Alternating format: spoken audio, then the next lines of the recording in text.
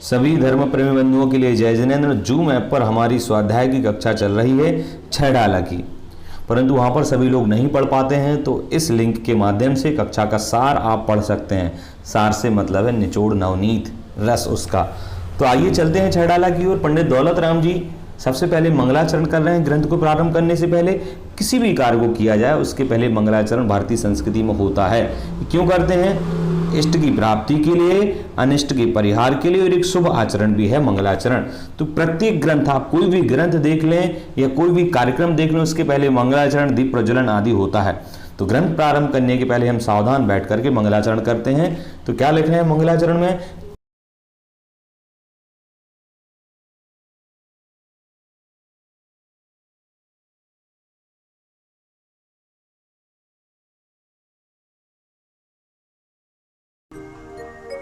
तीन भुवन में सार, वीतराग विज्ञानता, शिव स्वरूप शिवकार, नमः त्रयोग संहार के। सोरठा में है ये। तीन भुवन में सार अर्थात 3 लोक। 3 लोक कौन कौन से हैं ये, और 3 लोक से मतलब क्या है? जैसे हमारी पृथ्वी के बाद मंगल है आदि, जो तमाम ग्रह हैं ये सारे के सारे 3 लोक में समाहित हो गए, और जहां जहां तक मनुष्य पहुंच सके वो मध्यलोक कहलाया। जैसे मंगल पर प्लान है ना, चंद्रमा पर पहुंचना, तो ये सारे मध्यलोक में आते हैं। ऊर्ध्वलोक मतलब जहां पर स्वर्ग है, और अधोलोक मतलब जहां पर नरक है। तो इन तीनों भवन में मतलब पूरी दुनिया जहां जिसके बारे में हम जानते भी नहीं है, वो सब कुछ किस में आ गया? 3 लोक में आ गया या 3 भवन में आ गया। तो 3 लोक में या कहें 3 भवन में सार। सार से मतलब मुख्य वस्तु कह सकते हैं। सार से मतलब है श्रेष्ठ वस्तु, उत्तम वस्तु। तो तीनों लोकों में सार क्या है? वैसे तीनों लोकों में अनंत वस्तुएं हैं, पेड़ पौधे हैं, प्रजातियां हैं, मनुष्य हैं, लोग हैं, सब है। पर उन 3 लोक में सबसे सारभूत वस्तु क्या है? तो कहा बीतराग विज्ञानता। बीतराग, 3 लोकों में सार क्या है? बीतराग विज्ञानता। यहां पर उन्होंने ज्ञान नहीं लिखा कि 3 लोकों में जो ज्ञान सबसे उत्तम वस्तु है, सार है। यहां लिखा है विज्ञान। और कैसा विज्ञान? बीतरागता से सहित। ज्ञान हम में भी है, आप में भी है, थोड़ा थोड़ा है ना। तो कहा वो वाला ज्ञान सार नहीं। कैसा ज्ञान? 3 लोक में सार क्या है? 3 भुवन में सार है बीतरागता से सहित ज्ञान। ये बात बहुत खास है यहां पर। तीनों लोकों में सार है बीतराग ज्ञान। और कैसा ज्ञान? विज्ञान मतलब विशेष ज्ञान। और उस ज्ञान की भी खासियत क्या है? वो ज्ञान जो बीतरागता से सहित हो। हमारा, आपका, गृहस्थों का, पंडित जी का, नॉर्मल लोगों का ज्ञान नहीं। इवन कहें किसी भी विद्वान व्यक्ति का भी ज्ञान, चाहे वो राष्ट्रपति हो चाहे प्रधानमंत्री हो, उसके ज्ञान की बात नहीं है। यहाँ ज्ञान है विशेष ज्ञान। और कैसा ज्ञान? जो बीतरागता से सहित हो, अर्थात केवल ज्ञान। तो तीनों भवन में, तीनों लोकों में सारभूत वस्तु है क्या? विज्ञान। कैसा विज्ञान? कैसा ज्ञान? तो राग से रहित ज्ञान। ठीक है, निष्प्रह ज्ञान अर्थात केवल ज्ञान। और वही ज्ञान कैसे? शिव स्वरूप शिवकार। और शिव का स्वरूप, शिव मतलब होता है मोक्ष, और शिव मतलब आनंद भी होता है। तो शिव स्वरूप अर्थात आनंद को प्रदान करने वाला है, या आनंद स्वरूप, वो ज्ञान कैसा है? और जो बीतराग है, केवल ज्ञान बीतरागता से सहित है, और शिव स्वरूप वाला है, आनंद स्वरूप वाला है। अर्थात जिसको एक बार केवल ज्ञान हो गया वो दुनिया का सबसे आनंद से सहित व्यक्ति होता है, सबसे आनंदमयी व्यक्ति वही होता है। तो 3 लोक में सारभूत वस्तु है बीतरागता से सहित ज्ञान। और वही ज्ञान, वही बीतरागता से सहित केवल ज्ञान शिव के स्वरूप वाला है, अर्थात आनंद के स्वरूप वाला है। ऐसे ज्ञान के लिए शिवकार। और जो ज्ञान कैसा? शिवकार अर्थात शिव मतलब मोक्ष, और कार मतलब कराने वाला। वह ज्ञान शिव को कराने वाला है। अगर आपको मोक्ष जाना है और आपका किसी मिथ्यात्व परिवार में जन्म हो गया, तो जब तक आपको केवल ज्ञानी की बात का पता नहीं चलेगा, या केवल ज्ञानी द्वारा बताया गया मोक्ष का मार्ग नहीं मालूम होगा, तो आप उस मार्ग पर कैसे चलेंगे? तो यही जो ज्ञान है शिव को कराने वाला भी है। केवल ज्ञान से रास्ता बताया जाएगा कि ऐसे ऐसे मोक्ष जाना 28 मूलों का पालन करते हुए, फिर आप उसको पालन करेंगे। तो यह ज्ञान सबको कराने वाला भी है। अतः नमो, इसलिए मैं नमो मतलब नमस्कार करता हूं। क्यों नमस्कार करता हूं? तो कहा वीतराग, विज्ञानता और शिव का स्वरूप, ये तीनों चीजें शामिल कर लीजिए। वीतरागता से सहित केवल ज्ञान जो कि आनंद स्वरूप है, आनंद को प्राप्त कराने वाला है या मोक्ष को प्राप्त कराने वाला है, ऐसे ज्ञान के लिए, ऐसे के लिए मैं नमस्कार करता हूं। ठीक है, और कैसे नमस्कार करता हूं? त्रियोग समार के, त्रियोग तीनों योगों को समार के, अर्थात तीनों योग को संभाल कर। तीन योग से मतलब क्या है? तीन योग से मतलब है मन योग, वचन योग और काय योग। अब मन योग, वचन योग, काय योग समझ लेते हैं। मन से मतलब हमारे हृदय में जो मन डोलता है ना, कभी यहाँ जाना कहीं वहां जाना, घर बैठे बैठे कहीं और हो आता है, तो वो मन योग है। ठीक है, वचन योग मतलब हम जो बोलते हैं, और काय योग मतलब हमारा शरीर। तो शरीर को, अपनी वाणी को और अपने मन को, अर्थात अपने विचारों को, आइडियाज को संभाल कर, मतलब एक तरह से व्यवस्थित करके, व्यवस्थित करके से मतलब है मन वचन काय तीनों को एक करके, इनकी चंचलता को रोक करके, इनमें अनुशासन ला करके।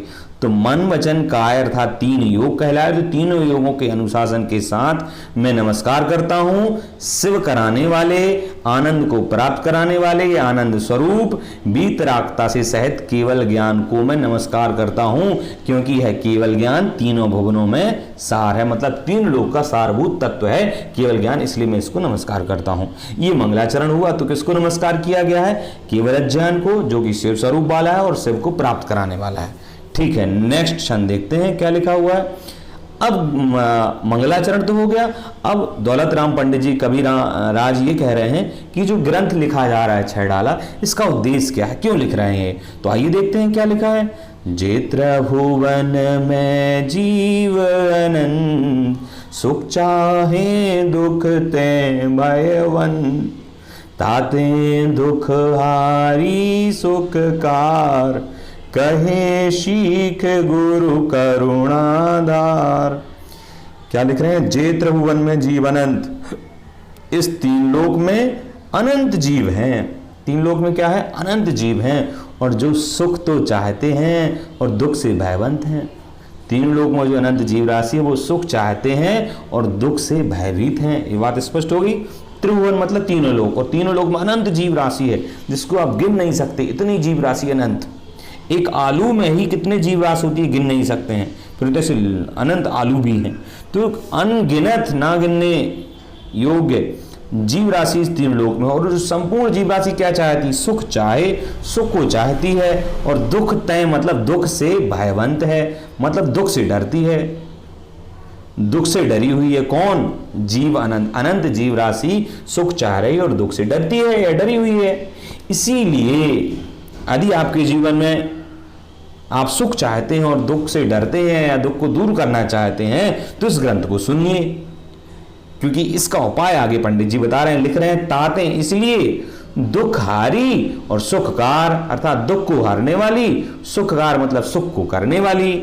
ठीक है, क्या बोले? सीख। तो दुख को हरने वाली और सुख को करने वाली सीख को कहें मतलब कहते हैं, कौन कहते हैं? गुरु कहते हैं। तो दुख को हरने वाली, सुख को करने वाली सीख को गुरु कहते हैं। कैसे गुरु? तो करुणाधार, अर्थात करुणा धारण करने वाले या करुणा वाले गुरु, अर्थात मुनिराज, 28 मूलों वाले नग्न दिगंबर मुनिराज सीख मतलब शिक्षा देते हैं। कहते हैं कैसी है वो शिक्षा? दुख को हरने वाली है और सुख को करने वाली है। ठीक है, और कौन कहते हैं? करुणाधारी मुनिराज। किसके लिए कह रहे हैं? तो तीनों भवन के अनंत जीव राशि को, जो सुख को चाहते हैं और दुख से डरते हैं, ऐसे लोगों के लिए दुख हरने वाली, सुख करने वाली सीख गुरु जी कह रहे हैं। ये नौ उद्देश्य बताया कि हम गुरु की सीख की बात यहाँ रख रहे हैं। अब अगले छंद में क्या बताया? हमने यहाँ तक पढ़ लिया था, इसलिए मैं आपको बता रहा हूँ। इसीलिए कहा अब कि जो सीख गुरुजी कह रहे हैं वो सीख कैसी है और उसको सुनना कैसे है। भाई गुरुजी ने आपको सुनाया और आपने एक कान से सुना दूसरे से निकाल दिया, ऐसा नहीं है। जो गुरुजी कह रहे हैं उसको सुनना, और कैसे सुनना अब ये बता रहे हैं कि ऐसे सुनिए। ताही सुनो भवि मन थिर आन, जो चाहो अपनो कल्याण, मोह महामद पियो अनादि, भूल आपको भरमतवादी। ताही सुनो, इसलिए सुनो। भवि मन, हे भव्य जीव, मन थिर, मन को स्थिर करके आन ला करके सुनो। भवि जीव, मन को स्थिर करके सुनो। जो चाहो अपनो कल्याण, यदि आप अपनो कल्याण चाहते हो ताही इसलिए सुनो, सुनिए। भवि मतलब भव्य जीव। दो टाइप के व्यक्ति हैं, भव्य और भव्य। एक दूरांतुर भव्य भी होते हैं, वो अभव्य के जैसे हैं, इसलिए उनको भव्य में मानिए। ये भव्य अभव्य क्या है सर? तो भव्य समझ लेते हैं। भव्य वो जीव है जो तपस्या करके मोक्ष जा सकता है, अपने 8 कर्मों का नाश कर सकता है, शिव स्वरूप शिवकार को प्राप्त कर सकता है। अभव्य जो है वो कितनी भी तपस्या कर ले, वो अपने कर्मों का नाश नहीं कर सकता है। ठीक है, कितने ही मुनिराज बन जाए, कुछ हो जाए, अभव्य जीव मोक्ष जा ही नहीं सकता, 8 कर्मों का नाश ही नहीं कर सकता, और वो 28 मूलों वाला भावलिंगी मुनिराज भी नहीं बन सकता। मिथ्या दृष्टि ही रहेगा अभव्य जीव। तो इसीलिए कहा कि जो भव्य जीव है उसका मन भी लगेगा धार्मिक क्रियाओं को करने में या सुनने में। तो सुनते हैं, ताई सुनो भवि मन थिरान। हे भव्य जीव, यदि आप संसार के दुख से बचना चाहते हो और सुख को चाहते हो तो सुनो। कैसे सुनो? भव्य जीव सुनो, मन थिर आन, अपने मन को स्थिर करके सुनो। जो चाहो अपनो कल्याण, यदि आप अपनो कल्याण चाहते हो, यदि आप अपना कल्याण, अपना अच्छा, अपना भला चाहते हो तो मन को स्थिर करके सुनो। क्या सुनो? आगे बता रहे हैं, मोह महामद पियो अनादि। हम सभी जीवों ने मोह रूपी महामद, महा मतलब मदिरा, मद मतलब होता है मदिरा, मद मतलब कई बार घमंड भी होता है। तो मद जो होता है उसको पीने से, मदिरा को पीने से व्यक्ति लड़खड़ाने लगता है, अपने आप को भूल जाता है। भाई को पिता बोल सकता है, पत्नी को बहन बोल सकता है। कौन? शराबी व्यक्ति नाली में लौट सकता है। और यहां पर मद नहीं लिखा, क्या लिखा है? महामद। क्या लिखा है? महामद। तो कहा मद तो फिर भी नाली में लुटाता है या पहचान खत्म कर देता है, शक्ति ज्ञान को खत्म कर देता है। यहां लिखा महामद। और कौन है वो महामद? मद मतलब शराब। और यहां पर महामद की उपमा किससे दी? मोह से। मोह है 8 कर्मों में एक कर्म होता है मोहिनी कर्म, और सबसे भयंकर कर्म वही है, सबसे ज्यादा कष्ट वही देता है। तो मोह रूपी महामद हमने क्या किया है? वही मोहिनी जो कर्म है, हम लोगों से राग द्वेष करते हैं, जलन हो जाती है, किसी पे गुस्सा नहीं भी करना चाहते तो आ जाती है, आवेग में होते हैं, हमें डर लगता है। ये सारी चीजें, डर, गुस्सा, क्रोध, लोभ, लालच, सब किसके अंतर्गत आते हैं? मोह के अंतर्गत। तो ये मोह रूपी कर्म का महामद पियो अनादि, पिया है हमने। कभी हम गुस्सा करते हैं, हम कभी प्रेम करते हैं, है ना, कभी लालच करते हैं, कभी जलन होती है। तो ये सारी चीजें, कभी हंसते हैं किसी पर तो कभी रोते हैं। तो ये सारी चीजें मोह हैं, और किसी न किसी रूप में हम रोज महामद, मोह रूपी मदिरा को रोज पीते हैं। ऐसा कोई नियम से कह सकता है क्या कि मैं मोह मदिरा कभी नहीं पीता, आज तक नहीं पी मोह रूपी मदिरा? अगर कोई ऐसा हो तो जरूर मुझे कमेंट में बताएं। तो मोह रूपी महामद को पियो अनादि, अनादिकाल से मैंने पिया है, और भूल आपको भरमतवादी। अब मोह रूपी मदिरा को पिया है तो भूल मतलब भूल गया हूं। किसको भूल गया हूं? आपको मतलब स्वयं को, अपने आप को भूल गया हूं। और भरमतवादी, और भ्रमत रहा हूं। भ्रमत मतलब भ्रमण कर रहा हूं, भटक रहा हूं। वादी मतलब व्यर्थ में, मैं व्यर्थ में ही यहां वहां भटक रहा हूं। क्यों भटक रहा हूं? क्योंकि मोह रूपी महामद मैंने पी लिया है, और भूल आपको, और भूल गया हूं। आपको मतलब यहां पर आपको से मतलब कोई दूसरा नहीं, यहां आपसे मतलब आत्मा है। भूल गया हूं आपको मतलब स्वयं को, अपनी आत्मा को भूल गया हूं, और व्यर्थ में मैं भटक रहा हूं। ठीक है, तो क्वेश्चन बनेगा आप क्यों भटक रहे हैं? तो मोह रूपी महामद के कारण से। अब अगला छंद देखते हैं। ये सारे इसलिए मैं ज्यादा क्वेश्चन आंसर नहीं करूंगा, बाकी के लिए आप क्लास ज्वाइन कीजिएगा। अगले छंद में कह रहे हैं, तास भ्रमण की है बहु कथा, पै कछु कहूं कही मुनि अथा, काल निंत निगोध मजार, बीत्यो एकेंद्री तन धार। तास भ्रमण की है बहु कथा, जो हम मोह रूपी मदिरा पी करके भटक रहे हैं, उस भटकने की, उस भ्रमण की, तास मतलब उस, तो उस भ्रमण की, उस भटकने की बहु कथा, बहुत कथा, बहुत लंबी कहानी है। अनंत भाव हमने जन्म लिया है, और दुनिया के हर स्थान में हमने जन्म लिया है, और हर योनि में जन्म लिया है। कोई भी पर्याय नहीं बची जिसमें हमने जन्म नहीं लिया हो, कोई भी स्थान नहीं बचा जहां हमने जन्म नहीं लिया हो तीन लोकों में। तो कहाँ उस भ्रमण की अनंत कथा है, वो कथा कहाँ से कहें। पे कछु कहूँ कहीं मुनि था, पर उस पूरी अनंत कथा में से कछु कहूँ, कुछ कहता हूँ। कहीं मुनि था, जैसी मुनिराज ने, जैसी भावलिंगी सच्चे मुनिराज ने कही है। कही मुनि यथा, यथा मतलब जैसे, तो जैसी मुनिराज ने कही है, गुरुवर ने कही है, उस वैसे ही कछु कहूं। उसमें से कछु मतलब थोड़ी मैं कहता हूं। ठीक है, क्या कहते हैं। काल अनंत निगोद मजार, उस कथा में कहा काल अनंत, अनंत काल में से अनंत काल। अब अनंत मतलब कोई अंत नहीं है, तो उस अनंत काल में से अनंत काल हमने कहाँ बताया। अब आप कहेंगे, आपके मन में क्वेश्चन आएगा कि सर अनंत काल, और आप फिर कह देते हैं ये सॉरी आप कह देते हैं अनंत काल, और उस अनंत काल में से भी अनंत काल। हाँ, अनंत के साथ यही बात है, आपको ध्यान रखना है कि अनंत बोलने से उसमें कई अनंत भी हो सकते हैं। तो अनंत काल, अनंत अर्थात अनंत काल हमने कहाँ बताया। निगोद मजार, अर्थात निगोद में रहे। हम जो अभी मनुष्य गति में है, कोई स्त्री है कोई पुरुष है, तो हम सभी लोग अनंत काल निगोद में रहे हैं, एक इंद्रिय जीव बन करके, ना सूंघना ना सुनना ना देखना, कुछ नहीं।